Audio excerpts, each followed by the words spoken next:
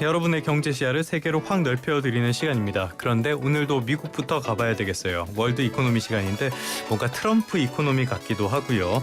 매주 이분들과 함께 하고 있는데 오늘은 약간 특이하게 한 분은 스튜디오, 한 분은 전화로 모시겠습니다. 일단 한양대학교 경제금융대학의 이정환 교수님 나와 계십니다. 어서 오십시오. 예, 안녕하십니까? IS의 경제연구소 차영조 소장님 전화로 나와 계시는데 아침에 발목 다치셨다고 들었어요. 괜찮으세요, 소장님? 예, 괜찮습니다. 예, 안녕하십니까, 차영입니다. 예. 예, 오늘은 전화로 부탁드리도록 하겠습니다. 자, 차 소장님의 쾌유를 바라면서 오늘 이야기 본격적으로 시작해 보도록 하겠습니다. 오늘 새벽에 FOMC 열렸는데 먼저 교수님께 여쭤보도록 할게요. 예상대로 동결이었어요. 모두가 다 동결할 거라고 생각을 했는데 그 배경 뭘로 봐야 될까요? 일단은 미국의 고용 지표가 일단 긍정적으로 나왔다라는 게 가장 큰 100%로 예견한 가장 큰 결론이었고, 이게 실업이 늘어난다든지 고용이 좀 줄어들게 되면은 사실 이제 금리를 내리는 압박이 좀 세질 수밖에 없는데, 뭐 고용이 예측보다 좋게 나오면서 뭐 일단 고용 차원에서 금리 내릴 이유가 사라졌다는 게 기본적인, 그러니까 아주 직접적인 이유라고 보시면 될 것 같고, 근데 보다 큰 이유는 아무래도 이제 관세에 대한 불확실성이 너무나도 컸다. 그러니까 관세가 4월 달부터 본격적으로 됐는데 이제 관세가 실제로 물가를 끌어올릴지 안 끌어올릴지가 아직까지 굉장히 불확실한 상황이거든요. 그러니까 정책적 불확실성이 큰데 지표로 나온 게 없으니까 이걸 선제적으로 금리를 내린다는 것은 좀 어려울 수밖에 없는 상황이었다라고 아마 이해하시면 될 것 같습니다. 이게 경로가 결정이 되고 경제에 미친 충격들이 어느 정도 파악이 되면서 그때 금리를 낮춰야 되는데, 지금 뭐 4월에 시작한 어떤 관세에 대해서 미리 예측해서 선제적으로 금리를 낮춘다는 것은 사실 좀 어려운 일이기 때문에 보수적으로 갈 수밖에 없다. 그리고 이제 파월 의장이 이야기한 것처럼 우려가 좀 심각하다. 고율의 관세는 물가를 올리고 경기를 침체시키고 고용을 악화시킬 거라는 큰 메커니즘에 대한 우려가 심각하기 때문에 좀 보수적으로 불확실성에 대해서 안정적으로 대응했다라고 아마 이해하시면 될 것 같습니다. 우리가 이 FOMC 결론이 나오면은 항상 성명문을 뜯어보면서 지난번과 대체 무슨 문구가 달라졌나, 파월 의장의 발언에서는 어떤 뉘앙스, 예전과는 뭐가 달라졌나 이런 것들을 분석하게 되는데, 소장님께서 분석을 하시기에는 뭐 달라진 게 어떤 게 있습니까?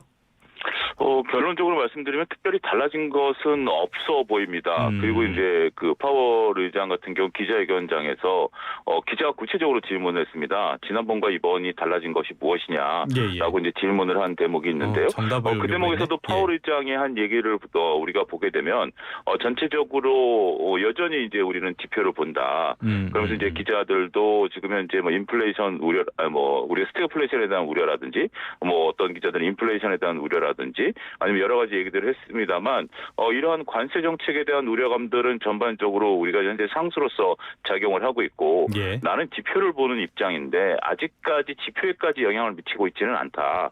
하지만 여전히 관심의 대상이고 이러한 것들을 지켜본다라는 원론에 있어서의 큰 변화는 아직까지 없다. 그리고 이제 그런 것들이 나타났을 때 내가 행동에 옮길 것이다라는 부분들을 놓고 본다라면 아직까지는 파월 입장은 좀 중립적으로 되고 있는 부분인 것 같아요. 그렇기 때문에 특별히 변화는 없다, 이렇게 좀 말씀드릴 수 있겠습니다. 여전히 데이터 디펜던트 이 부분을 이야기를 하고 있다. 뭐 당연히 연준은 이래야 되니까요. 자, 그런데 조금 전에 교수님께서도 일자리에 대한 말씀을 해주셨는데, 지금 일자리, 미국은 여전히 일자리 실업률이라든지 이런 것들이 탄탄하게 잘 나오고 있잖아요. 트럼프는 이게 관세 정책이다라고 이야기를 했던데, 이거 관세 정책 덕분이라고 교수님은 동의하십니까? 뭐 동의할 수 없죠. 왜냐하면 관세 정책이 시행이 되지 않았는데 이 결과를 이야기한다는 것 자체가 좀 말이 어불성설이라 이야기 드릴 수 있을 것 같고요. 오늘 파월 의장이 계속 이야기하는 건 선제적으로 뭘 할 수 없다.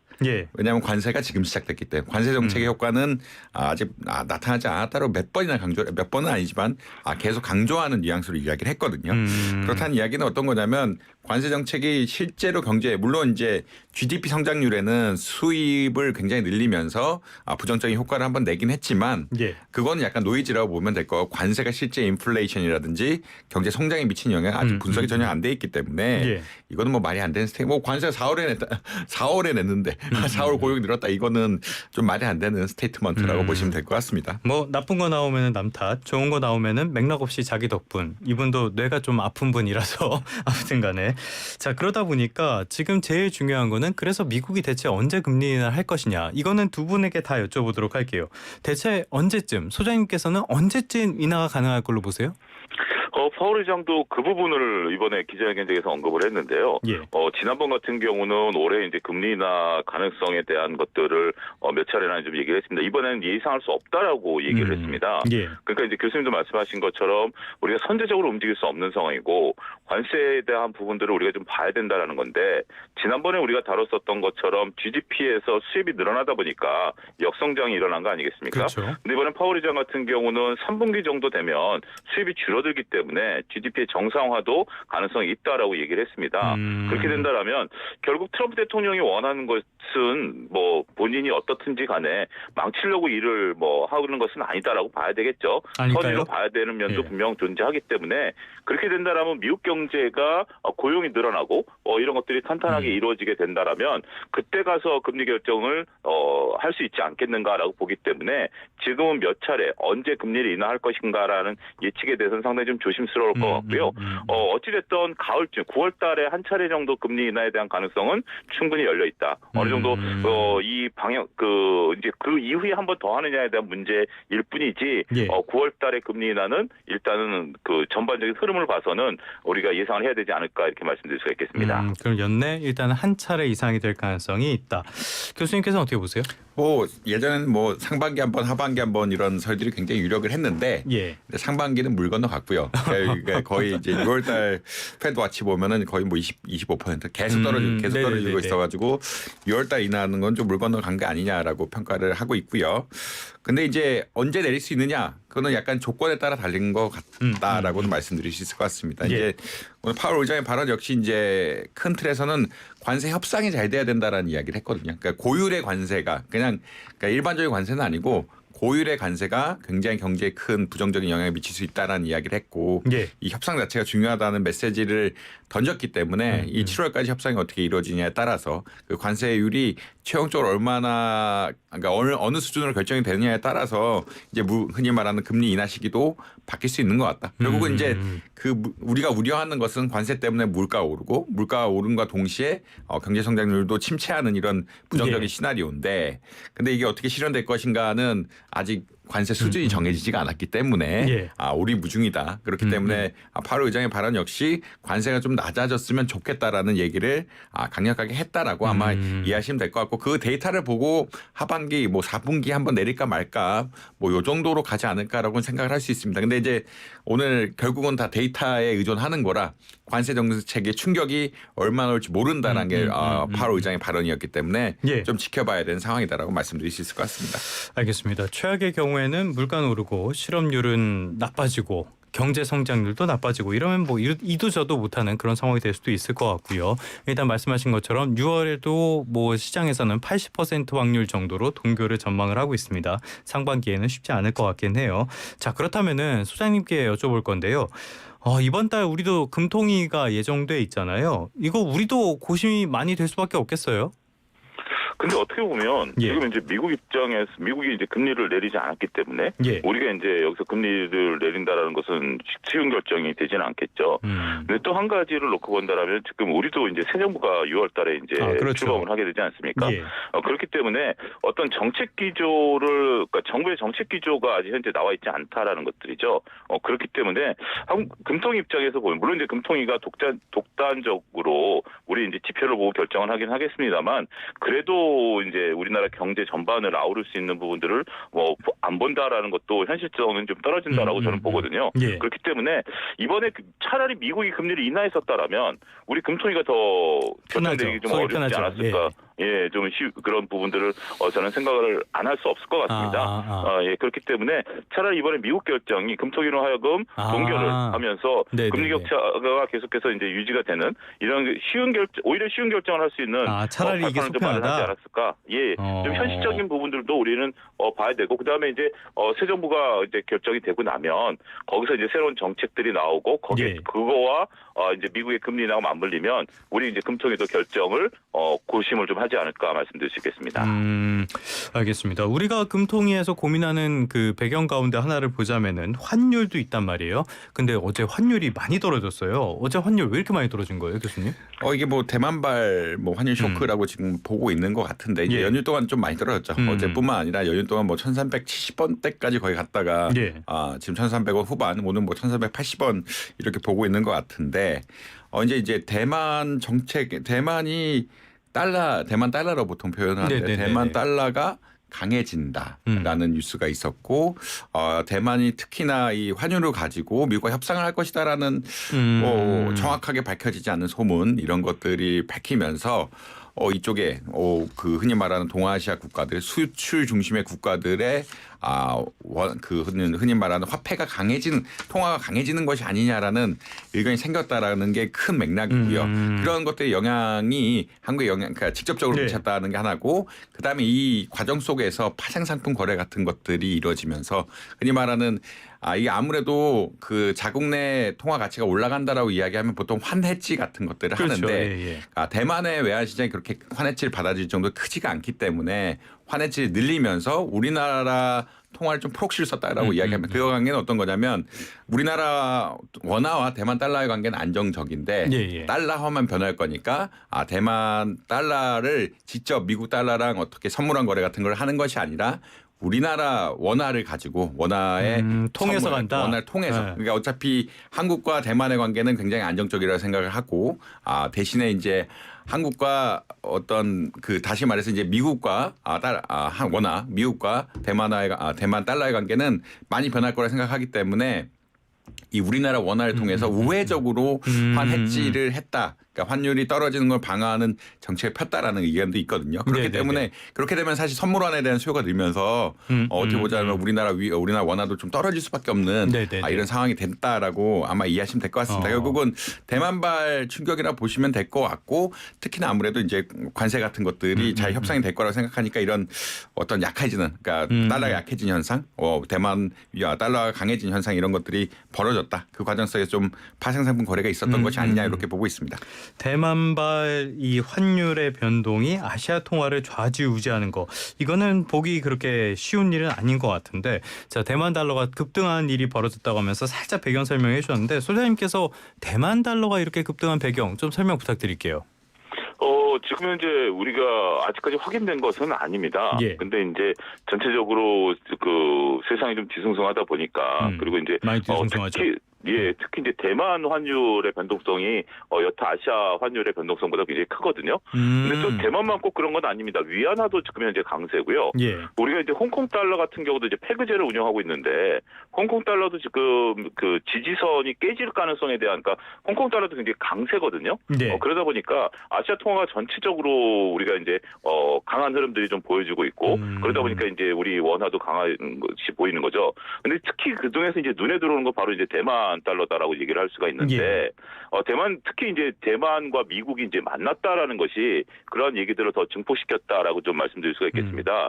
제2의 플라자 합의다라는 이제 그런 얘기까지 나오면서 예. 현재 지금 대만 달러 강세에 대한 얘기들이 좀 나오고 있는 거죠.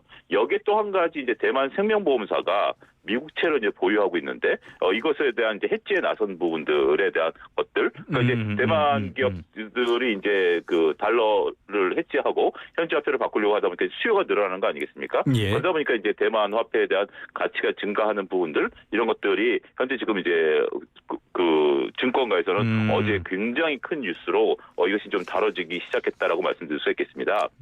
어제 이제 이런 얘기들은 없었습니다. 저는 개인적으로 우리가 IMF를 맞이한 것을 잠깐 떠올렸습니다. 그러니까 이제 우리가 IMF가 시작된 것이 이제 태국 바트화에 대한 그 헤지 펀드들의 공격이 시작되면서 아시아가 이제 무너지면서 이제 우리도 결국 그런 상황이 연출된 거 아니겠습니까? 예. 그러니까 이제 지금 이제 글로벌 시장에 있어서 특정 화폐가 움직이게 되면 다 교수님 말씀하신 것처럼 다 연동이 돼 있다라는 것들이죠. 그런 상태에서 지금 이제 대만의 TSMC에 대한 부분들 그러다 보니까 서로 간에 미국과 대만 사이에 있어서 모종의 환율에 대한 협상이 있었던 거 아니야? 라는 어떤 또 그런 얘기까지 나오면서 대만 화폐에 대한 변동, 일주일 사이에 1%가 넘게 변동성이 생겼어요. 예. 어마어마한 변동성인데 우리나라 같은 경우는 1% 정도까지 변동성은 아니고 어제 같은 경우 1,380원에 시작해서 1,300 98원까지 우리가 변동성을 또 보였거든요. 예. 오늘 또 지금 이제 환율이 좀 워낙 강세가 또 이뤄지고 있는 상태인데 아직까지는 환율에 대한 변동성을 우리는 좀 대비를 해야 되지 않을까 말씀드릴 수가 있겠습니다. 알겠습니다. 미국에서 계속 플라자 합의 이런 것들 얘기를 하면서 환율도 움직이고 굉장히 복잡한 상황입니다. 그런데 환율이 이렇게 움직이는 요인 가운데 하나를 살펴보자면은 미중 무역 협상 이 부분에 있어서 약간의 진전이 있다는 점, 이 부분이 아닐까 싶어요. 그런데 요건 하나 짚어봐야 될 것 같아요. 그래, 미중이 만나 이제 대화는 한데 다 좋아. 그래서 왜 우리 환율이 떨어져? 이게 어떻게 연결되는 겁니까? 뭐 사실은 위안화랑 원화는 예. 약간 커플링 되었다라고 많이 생각을 하고 있고요. 원화가 위안화의 대체제 정도 되는 건가요? 대체제 정도. 예. 왜냐하면 그 위안화는 통제되는 통화이기 때문에 네네. 이 관련해서 파생 상품이라는 게 뭐 우리나라 비교적 오픈된 상태이기 때문에 중국 관련해서 환 오퍼레이션 하려 그러면 중국에 대해 직접 하지 못하고 우리나라를 대체 통화로 쓴다라고 예, 많이들 이야기합니다. 그 말은 어떤 이야기냐면 결국은 중국의 어떤 그 위안화 변화가 한국 통화에 직접적으로 반영될 수 있는 메커니즘들이 형성이 돼 있다. 왜냐하면 중국 통화는 우리가 어떻게 보면 통제된 통화이기 때문에 이걸 해지하려고 원화에 대한 수요가 위안화처럼 동시에 움직인다. 이런 게 기본적인 메커니즘이라고 보시면 될 것 같고요.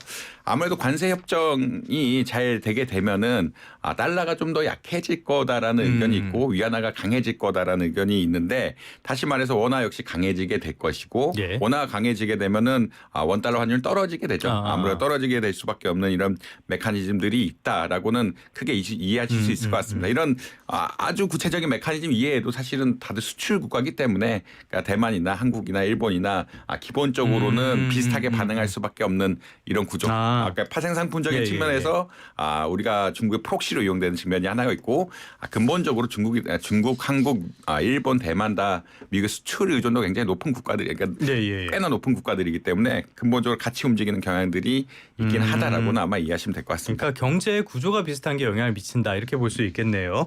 알겠습니다. 미중이 이제부터 대화를 조금씩 시작하려는 것 같아요. 10일 스위스 제네바에서 고위급 회담을 진행을 하겠다라고 밝혔는데 지금까지는 트럼프가 뭐 만난다, 논의하고 있다, 혼자서 북치고 장구치고 다 하다가 뭔가 공식적으로 뭐 진행이 되는 것 같긴 해요. 소장님께서는 이 합의, 이 논의 어떻게 순탄하게 진행될 걸로 보세요? 일단 좀 기대감을 좀 가져야 될 것 같습니다. 지금 이제 오늘 새벽에 끝난 뉴욕 증시 같은 경우도 트럼프의 이제 그 파월 의장의 보통 발언에 따라서 증시가 움직이는데 파월 의장의 발언에 움직인 게 아니라 장 막판에 플러스로 돌아선 게 구체적으로 10일 날 만난다라는 소식이 전해지면서 이제 장이 돌아선 거거든요. 정말 그 짧은 시간에 돌아선 건데, 그러니까 그 전에 이제 만난다라는 거였었는데 이제 제네바에서 만나면 구체적인 어떤 내용들이 안 나왔습니다만 어제 이제 10일이라는 것이 이제 발표가 됐거든요. 그러다 보니까 이제는 우리가 이제 관세에 따라서 전반적인 어떤 글로벌 경제 상황이 눌렸던 것들이 뭔가 그래도 돌파구를 좀 찾는 거 아니겠는가라는 어떤 기대감을 좀 갖겠다라는 거죠.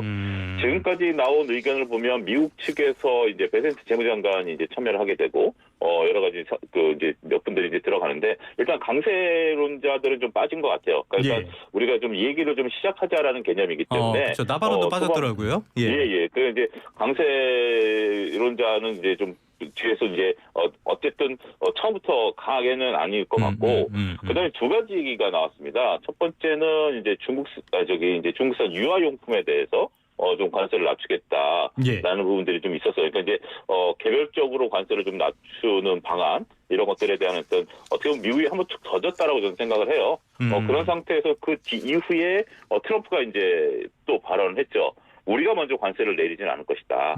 그렇죠. 라고 또 이제 얘기를 했기 때문에 어떻게 보면 근데 저는 이건 뭐 서로 간에 뭐 호흡을 맞춰가는 단계 일단 미국이 한번 툭툭 던졌을 때 중국의 반응을 좀 보는 것이 아니겠나라고 개인적으로 생각을 하고 있는데 어쨌든 뭐 지금 이제 서로 간에 최고위 실무자들이죠.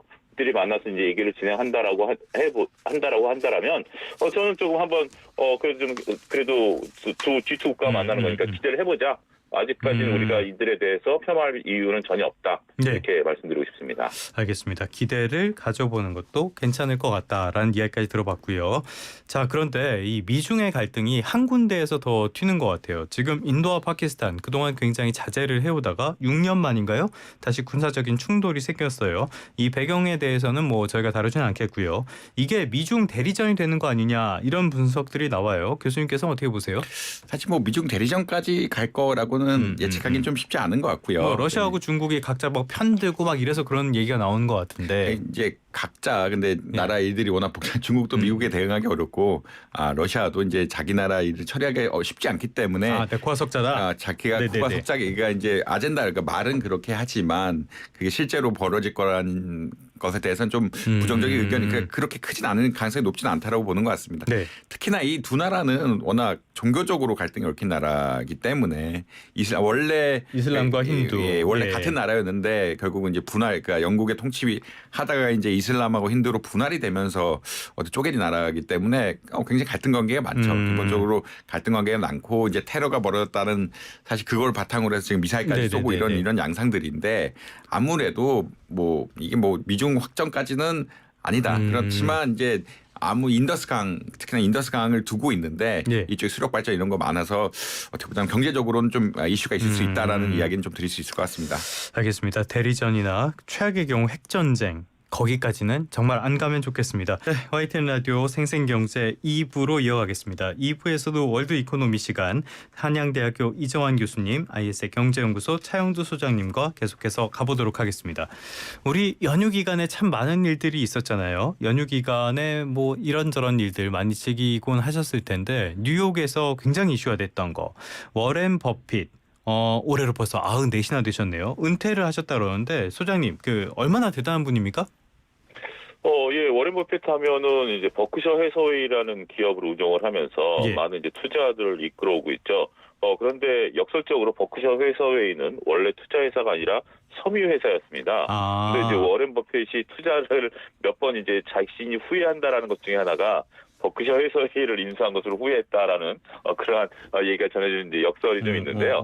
어쨌든 그 이후에 이제 버크셔 해서웨이가 이제 보험회사를 인수를 하고 그 자금을 바탕으로 이제 본격적으로 투자를 하면서 이제 투자자의 길을 걷게 됐다라고 좀 말씀드릴 수가 있겠습니다. 우리가 잘 아는 벤저민 그레이엄의 이제 가치 투자를 이제 그 수업을 받으면서 이제 실행을 했고요. 1964년서부터 2024년까지 연평균 수익률이 무려 20%에 달합니다. 대단하다. 그러니까 이제 우리가 연평균 수익률이 20%니까 대략 한 550만 프로 정도 이제 버크셔 회사의 주가가 올랐어요. 굉장히 어마어마한 거죠. 평균 20%니까요. 이런 부분들을 이제 기록을 하면서 글로벌 투자자로서의 자리매김을 했고 특히 이제 버크셔 회사에는 그러니까 이제 이거는 제가 몇 군데 좀 보니까 다른 어떤 나라보다도 우리나라 투자자들이 굉장히 이제 추앙하는 대표적인 그러한 찬사를 보내고 있는 분이 아니겠나 이렇게 말씀드릴 수 있겠습니다. 워런 버핏과 관련해서는 책도 여러 권 나와 있고 그런 투자 기법 이런 것들에 대한 이야기도 나와 있는데 소장님 이분의 투자 원칙 이거는 또 뭡니까? 근데 이제 지금 이제 기자님도 말씀하셨습니다만 저도 이제 과거에 이제 그런 부분들이 있었어요. 워렌 버핏은 책을 단 한 권도 쓰지 않았습니다. 뭐 보통 그렇죠, 뭐. 워렌 버핏은 책을 단 한 권도 쓰지 않았고 버핏과 관련된 책이 우리나라에 한 200여 종 나와 있는데 그렇게 많아요? 그렇게 많습니다. 이제 다들 이제 연관성이 있거나 그건 이제 하고 이제 한 분들이 쓴 책이고 그런데 이제 우리가 버핏의 이제 철학을 읽으려면 아까 얘기한 버크셔 해서웨이의 이제 주주서한이라는 우리나라에도 이제 그것이 이제 편저자가 이제 번역한 것이 있는데 그를 통해서 이제 알 수 있다라는 거죠. 몇 가지 이제 사항들을 보게 된다라면 워렌 버핏 같은 경우는 이제 우리가 우울증과 조울증, 우화를 처음으로 만들어내면서 주식이 쌀 때 사야 된다라는 부분들을 이제 강조를 했고요. 특히 이제 워렌 버핏 같은 경우 이제 배당을 안 주는 것으로 유명을 합니다. 왜 배당을 안 주느냐?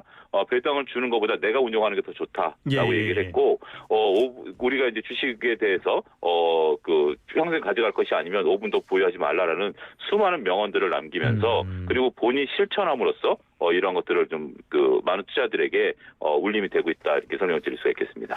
알겠습니다. 뭐 별명이 오마의 현인일 정도니까 전설적인 투자자인 건 분명하고요. 자, 그런데 이분 연세도 있고 예전부터 후계자 임명은 해놓고 이랬었잖아요. 그런데 왜 올해 연말을 이렇게 딱 집어서 은퇴 계획이라고 밝혔을까요? 왜 이거 배경 어떻게 보십니까, 교수님? 근데 뭐 일단은 나이가 네. 그 나이가 이제 94니까. 내시니까 뭐 어느 때 은퇴해도 뭐 이상하지 않을 상황인 것 같다라고는 뭐 다들 예. 예측을 하고 있습니다. 이제 그리고 이제 뭐 주총에서 늘 좋은 말씀 많이 해주고 이제 어느 투자 비전 같은 것도 많이 이야기해 주시는데 이제 꼭 그게 약간 본인의 의사결정 이게 해석은 굉장히 여러 가지가 많은데 이제 그 정도 나이 그러니까 한국 나이로면 95살이시니까 이제 예. 본인의 결정이 아닌가라고는 추측을 하고 있긴 했습니다. 그러니까 이미 21년부터 후계자를 결정해놨고 그렇죠. 아무 예. 때나 자기가 이제 은퇴할 수 있게끔 해놨는데 이제 그쯤 되면은 아무래도 이제 정리를 해야 될 시점이 아닌가라고 하셔서 뭐 은퇴를 한 게 아닌가라고 그리고 그렇지만 이제 투자 철학은 계속 유지하겠다 이런 얘기는 계속 하고 있어가지고 예. 이것들은 좀 봐야 되는 상황이다라고는 아마 보시면 될 것 같습니다.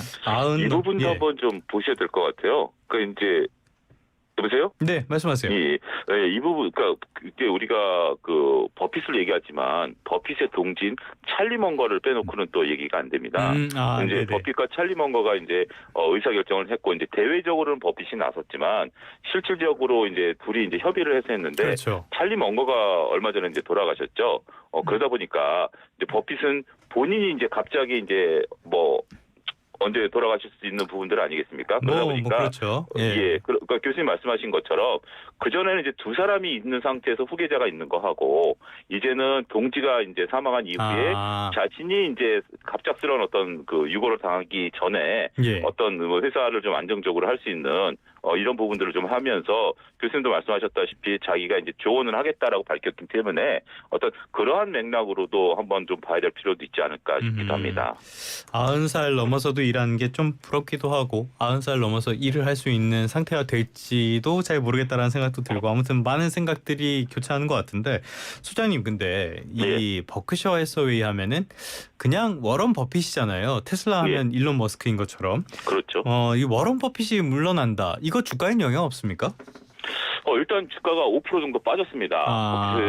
해서웨이 주가가 5% 정도 빠졌고요. 물론 이제 교수님 말씀하신 것처럼 미리 이제 우리가 그 후계자를 양성해놨고 그 후계자를 양성한 게 우리가 과거 우리가 이제 뭐 사극을 보게 되면 그 세자를 책봉하라 막 이런 것들 있지 않았습니까? 그러니까 세자가 없는 상태에서는 여러 가지가 있다가 그래도 이제 어린 나이에 세자를 책봉해 놓고 나면 그러한 얘기들이 이제 사라지게 되는 거죠. 그래서 후계자를 2021년에 임명한 이후에 후계자에 대한 얘기가 없었어요. 그전에는 이제 항상 주초 때마다 후계자는 누구한테 할 것이냐, 언제 물러날 것이냐 이런 얘기들이 있었는데 그 부분이 이제 사라졌다라고 좀 말씀드릴 수가 있겠죠. 근데 어쨌든 지금 이제 버핏이 이제 물러나고 이제 버핏은 뒤에서 이제 조언을 하겠다. 하지만 최종 결정은 후계자가 하겠다라는 부분들이 있고 나는 그의 어떤 그 성품을 믿는다. 그러니까 이제 버핏의 철학인 것 같아요. 나는 그가 이것을 잘 이끌어갈 것이다. 투자 수익률이 나보다 좋을 것이다. 이런 것이 아니라 나는 그의 성품을 믿는다라고 얘기를 했던 부분들이 있어서 아무래도 뭐 말씀하신 것처럼 버크셔 해서웨이 이꼬로 워런 버핏이기 때문에 버핏이 이제 물러난다는 소식에 주가는 일단 단기 변동성을 좀 보였다 이렇게 말씀드릴 수 있겠습니다. 알겠습니다. 뭐 그렇다고 펀더멘탈이 변하는 거 아닐 테니까요. 앞으로의 성과도 지켜봐야 될 것 같고요. 어찌됐건 전설이 이제 역사의 무대에서 곧 내려가게 될 것 같습니다. 끝으로 이 부분 하나 짚어보도록 하죠. 최근에 전해진 소식인데 이거 소위 말하는 강잘랐다 그래야 되죠. 프랑스에서 한국 수력 원자력이 체코로부터 신규 원전 사업자 최종 선정이 됐잖아요. 이게 최종 계약서 사인한다고 알고 있었는데 프랑스 쪽이 뭘 어떻게 했다는 겁니까? 결국은 가처분 소송을 낸 거죠. 이게 절차적으로나 이런 문제점들이 있다라는 걸 빌미 삼아서 입찰 과정이 투명하지 않았다라든지 이게 사실은 원자재 가격이 올랐는데 가격을 너무 낮게 쓴 게 덤핑으로 한 것이 아니냐라는 의견도 있고 보조금을 준 것이 아니냐 이게 절차적으로 공정하지 않다라는 것을 통해서 그냥 걸 수 있는 건 다 걸었네. 다 걸었죠. 체코 법원에 이제 가처분 소송을 걸었다라고 보시면 될 것 같고요. 이제 가처분 소송이 들어가면 사인하기가 그러니까 법원에서 판결을 그러니까 가처분 소송에 대한 판결을 내려줘야만 이제 어떻게 보면 사인을 하면 할 수 있기 때문에. 때문에 이제 좀 중단됐다라고 아마 이해하시면 될 것 같습니다. 이게 절차적으로 근데 소송이 진행되면 멈춰야 되는 건 맞고요. 이제 법원이 결정을 해주면 다시 사인을 할 거라고 생각을 하고 있고 사실 뭐 프랑스 원전에 비해서 우리나라 원전이 가격 경쟁력이라든지 공기 맞추는 것에 대해서 월등하게 예. 앞서 있다라고 생각을 해서 추후에 문제는 없을 것 같다라는 의견들이 좀 지배적인 것 같다라고 보시면 될 것 같습니다. 그러니까 교수님께서는 결과가 뒤바뀔 가능성은 거의 없고 이 가처분 신청에 따라서 그냥 최종 사인하는 시점만 좀 늦어지는 거다 이렇게 전망을 하시는데 소장님께서는 어떻게 보세요? 예, 저도 교수님 의견과 거의 동일합니다. 예. 근데 이제 프랑스 입장에서 보면 그 미테란 대통령이 3차례나 체코를 방문을 했어요. 네네. 그래서 이것에 대해서 좀 해달라고 얘기를 했었는데 이게 프랑스도 총선이 있었습니다. 그러면서 이제 이렇게 정권에 대한 인지도가 확 떨어지다 보니까 네네네. 예, 이제 우리 쪽으로 이제 확 쏠린 또 면도 없잖아 있던 그러니까 그런 얘기들도 어제 이제 분석 기사들이 좀 나왔어요. 예. 그러다 보니까 체코에서 너무 이제 우리도 또 이제 정권이 바뀌는 거 아니겠습니까? 바뀔지 뭐 계속 유지가 될지는 모르겠습니다만 새 정부가 들어서는 거기 때문에 체코가 너무 딜을 하는 거 아니냐. 이런 얘기들도 또 없지 않아 좀 있었어요. 네네네. 근데 어쨌든 지금 이제 교수님 말씀하신 핵심은 그건 것 같아요. 지금 이제 프랑스가 이제 얘기를 하는 것이 현재 지금 유럽에서는 유럽산 신규 원전을 스스로 지어야 된다라는 것도 어겼다라는 부분도 있긴 하지만 그래도 우리가 이제 납기라든지 아무래도 좀 우리가 이집트 원전에서 보여주듯이 여러 가지 이제 우리가 보이지 않는 또 그 지원 이런 것들을 좀 감안하게 된다라면 결국 대세는 바뀌지 않을 가능성에 저도 무게를 좀 두고는 있습니다만 예. 결국 체코 법정이 언제 이런 걸 결정을 내릴지에 대해서는 조금 우리가 좀 조심스럽게 지켜봐야 되지 않을까 싶습니다. 약간의 불확실성은 있다. 자, 프랑스가 이렇게 해도 결과적으로 바뀌지 않을 가능성이 크고 근데 이렇게까지 하는 이유는 교수님 뭐라고 보세요? 아까 뭐 소장님 말씀하신 것처럼 정치적인 이슈가 분명히 있다라고 생각하고 있고요. 안 되면은 자국 정치에 좀 타격을 받는다.